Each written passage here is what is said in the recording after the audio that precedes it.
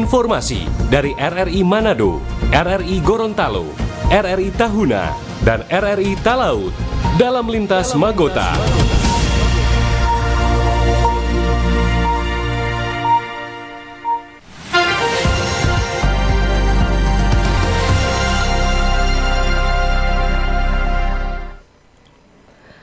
Pukul 17 waktu Indonesia Tengah, Radio Republik Indonesia dengan berita Magota, Manado, Gorontalo, Tahuna, Talaut.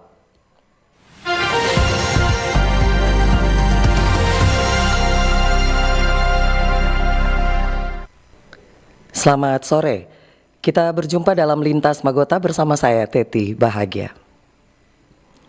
Kita ikuti berita dari RRI Manado.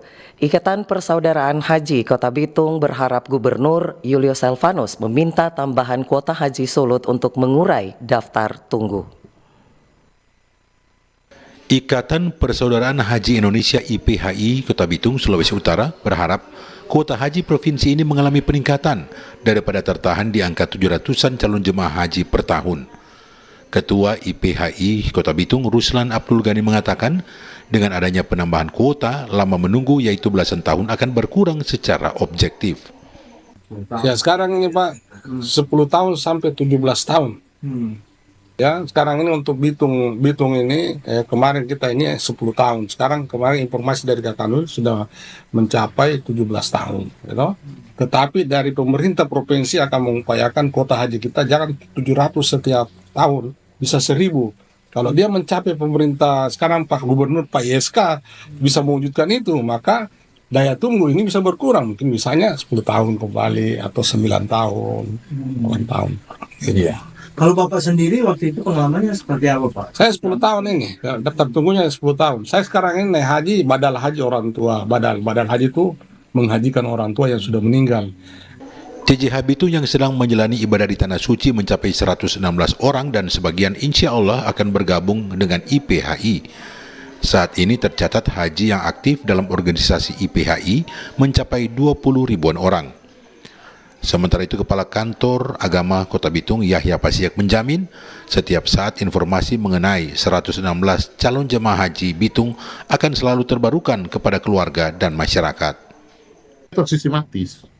Kedua, kita pernah pembimbing ibadah di kloter. Di Lekung ke Tanah Suci juga? Iya, di kloter. Jadi saya kan pernah 2 kali jadi petugas. Dengan jemaah, yang pertama melayani di Mekah. Makanya saya tahu DP sistemnya. Dia amat teratur dan sistematis. Terkendali. Jadi tidak ada yang akan, misalnya terjadi sesuatu, kita tidak mendapatkan informasi. Karena dia tersistematis. Iya. Kota Bitung merupakan daerah di Sulawesi Utara yang ikut serta dalam ibadah haji setiap tahun dalam kuantitas terbaik. RRI Manado, Audika Nores melaporkan.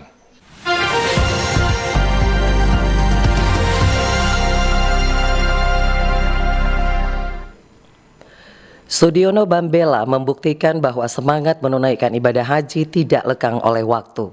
Calon jamaah haji asal kota-kota Mobagu ini sehari-hari bekerja sebagai petani, namun semangat religiusnya tidak pernah pupus.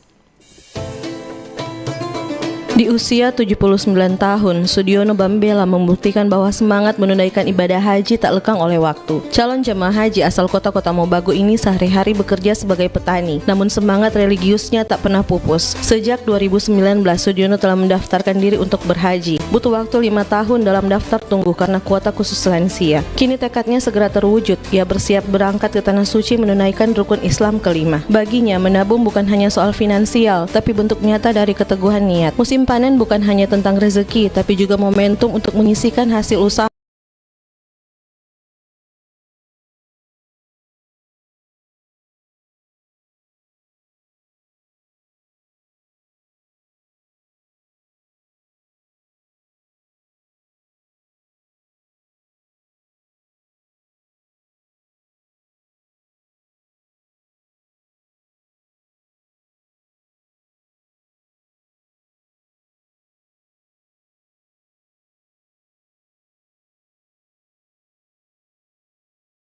Sudiono juga membagikan semangatnya kepada para lansia lainnya. Ia percaya usia bukan penghalang untuk beribadah, justru menjadi penguat tekad. Mari siaplah, pokoknya fisik jangan putus asa, ya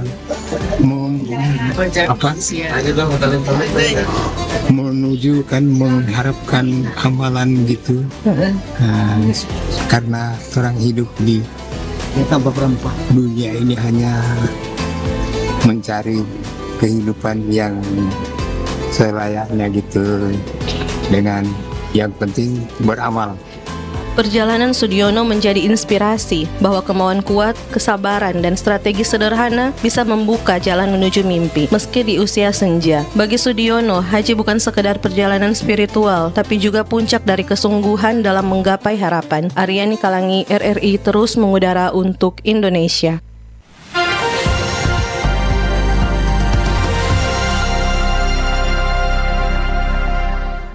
Kita ikuti berita dari RRI Gorontalo. Warga Pohuwato mengeluhkan lampu penerangan jalan yang tidak menyala.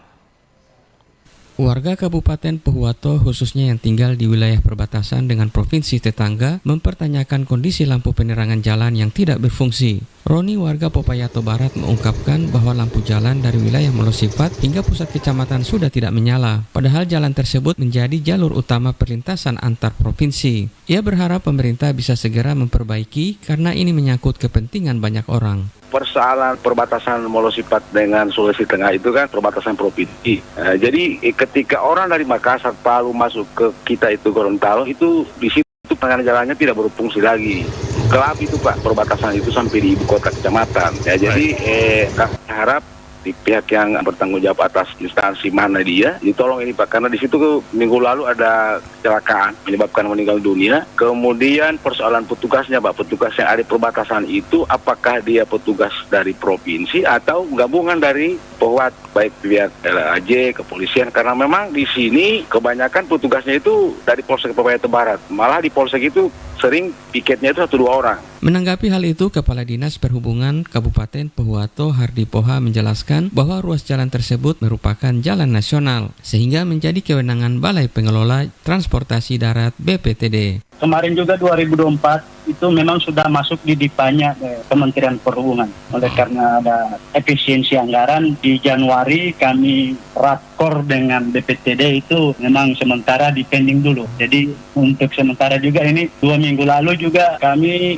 sudah berkoordinasi, hanya mau nunggu teknisi mungkin ada perbaikan kalau pergantiannya belum. Terkait dengan terminal yang ada di sana juga itu kewenangan dari kami. Kemarin kami juga sudah memperbaiki, mengganti lampu yang ada di dalam terminal.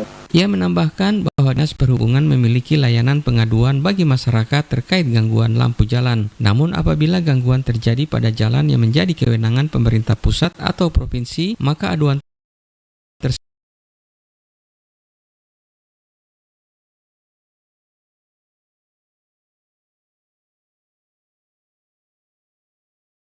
Persoalan sampah masih menjadi tantangan serius di banyak negara termasuk Indonesia dan khususnya di Provinsi Gorontalo. Menanggapi hal tersebut, Dinas Lingkungan Hidup dan Kehutanan DLHK Provinsi Gorontalo mulai mengambil langkah nyata dengan belajar langsung dari sistem pengelolaan sampah di Jepang yang terkenal sangat disiplin. Persoalan sampah masih menjadi tantangan serius di banyak negara, termasuk Indonesia dan khususnya di Provinsi Gorontalo. Seiring dengan pertumbuhan penduduk dan perkembangan daerah, volume sampah kian meningkat setiap tahun. Sayangnya, tingkat kesadaran masyarakat dalam memilah dan mendaur ulang sampah masih rendah, jauh tertinggal dibanding negara-negara maju seperti Jepang. Menanggapi hal tersebut, Dinas Lingkungan Hidup dan Kehutanan DLHK Provinsi Gorontalo mulai mengambil langkah nyata dengan belajar langsung dari sistem pengelolaan sampah di Jepang.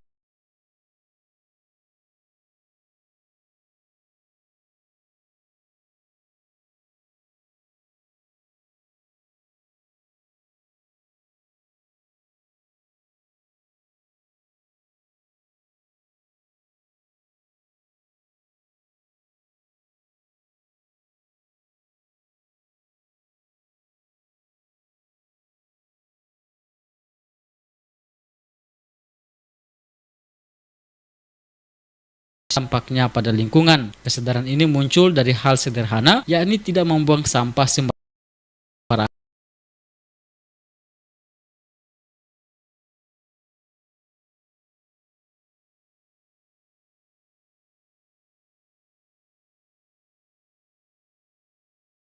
didik orang Jepang yang diajarkan sejak kecil.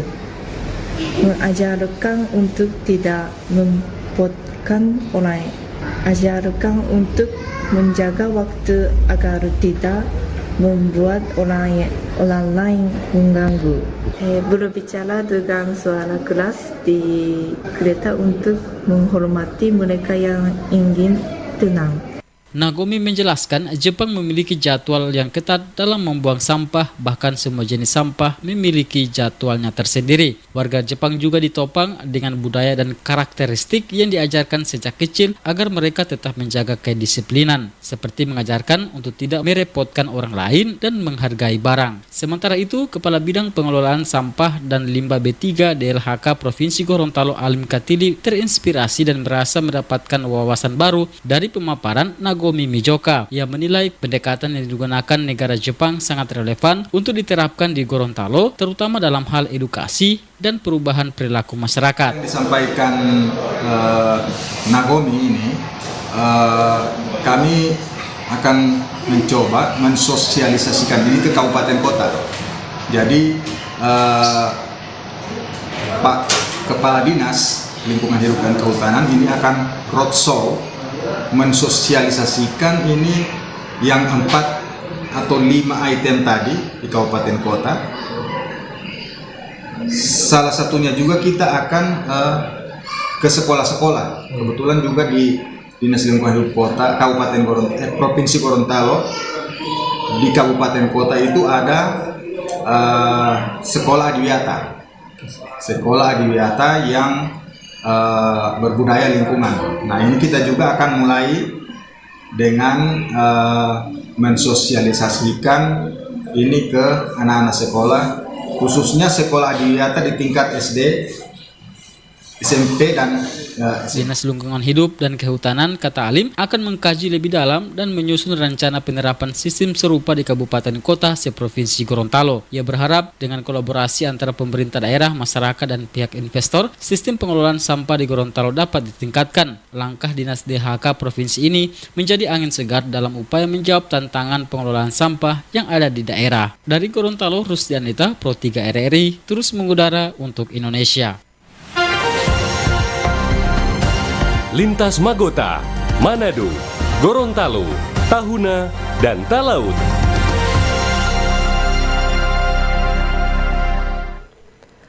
Selanjutnya kita ikuti berita dari RRI Talaut. Ratusan P3K dan CPNS Talaut tahun anggaran 2024 akhirnya menerima SK pengangkatan. Kap Kepulauan Talaut menggelar penandatanganan perjanjian kerja pegawai pemerintah dengan perjanjian kerja PPPK dan penyerahan surat keputusan SK Bupati kepada calon pegawai negeri sipil CPNS dan surat keputusan PPPK di lingkungan pemerintah Kabupaten Kepulauan Talaut tahun anggaran 2024. Dari data yang diperoleh RRI melalui Badan Kepegawaian dan Pengembangan Sumber Daya Manusia BKPSDM Talaut, jumlah PPPK yang menerima SK sebanyak 20 guru, 37 nakes, dan 25 teknis. Sementara untuk CPNS menerima SK sebanyak 26 orang. Penyerahan SK digelar di Pendopo Rumah Jabatan Bupati Kepulauan Talaut dilakukan langsung penjabat Bupati Dr. Francisco Lebert Manumpil. Selain memberikan selamat, PJ Bupati dalam sambutannya berpesan kepada para ASN yang baru ini agar dapat menjalankan tugas dengan penuh tanggung jawab, berintegritas, dan dedikasi untuk melayani masyarakat di bumi Porodisa. Hal senada juga disampaikan kepada wartawan usai kegiatan. Nah, ini sesuai agenda. Sebelum tanggal bulan Juli, pemerintah sudah menyerahkan SK baik P3K dan CPNS. Nah, bersyukur Kabupaten Kepulauan Talaut on time lah, ya, boleh laksanakan, dan Pak Sekda juga dan Kepegawaian sudah mengatur semua, apalagi kegiatan pelayanan publik di Kabupaten Talaut harus jalan, tidak akan terhambat. Dengan tenaga-tenaga yang baru diharapkan pelayanan menjadi lebih optimal ke depan. Jadi pelayanan publik untuk masyarakat menjadi lebih optimal dengan tenaga teknis baik P3K maupun CPNS yang baru. Kita akan tempatkan juga sampai di pulau-pulau, termasuk tenaga teknis untuk dokter dan guru-guru. Dia turut dihadiri Sekretaris Daerah Kabupaten Kepulauan Talaut Yohanes B. Kamagi, Asisten Administrasi Umum Sekda Gustaf Atang, PLT Kepala BKPSDM Hoxie Lentia, bersama para pejabat lainnya dan sejumlah staf. Pada kesempatan tersebut juga dilakukan penyerahan SK Pelaksana Tugas Kepala Dinas Kesehatan, Sekretaris DKPP, dan KTU Rumah Sakit Umum Daerah Talaut di Mala. Dari Melongane Kabupaten Kepulauan Talaut RRI Robert Tamaroba terus mengudara untuk Indonesia.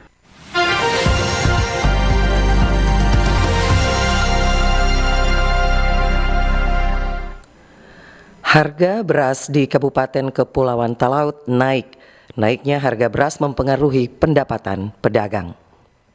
Harga beras di Kabupaten Kepulauan Talaut kembali meroket. Di Pasar Melongane, harga beras naik cukup signifikan. Beras merek Permata dengan ukuran 20 kg naik dari Rp295.000 menjadi Rp310.000 atau Rp14.500 per kilogram menjadi Rp16.000 per kilogramnya.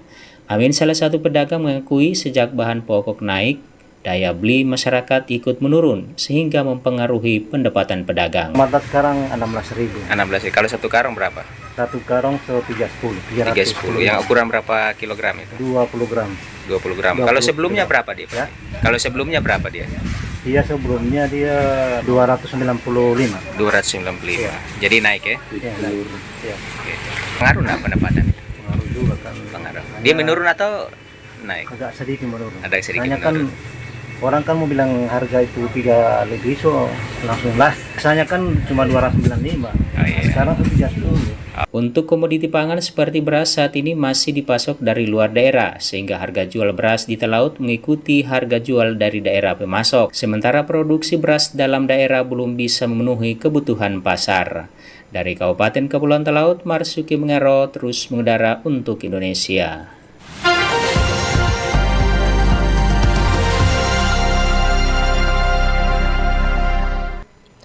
Sekian berita Magota, Manado, Gorontalo, Tahuna, dan Talaut. Saya Teti Bahagia. Selamat sore.